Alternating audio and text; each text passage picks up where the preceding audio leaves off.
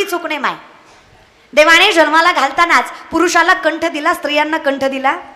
कंठ कंठ नरड्याच्या आतली गाठ. मला काही शब्द आठवला नाही दुसरा माय बाप. कंठ इथे गाठ असते, पुरुषाला इथे गाठ असते.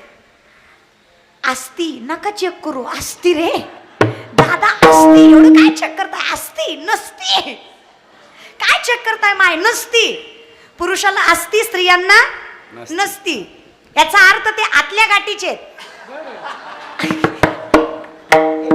तेवढचं मायबाप तसं नाही मायबाप बरं का. असं उगाच मला गुतवत जाऊ नका मायबाप बरं का.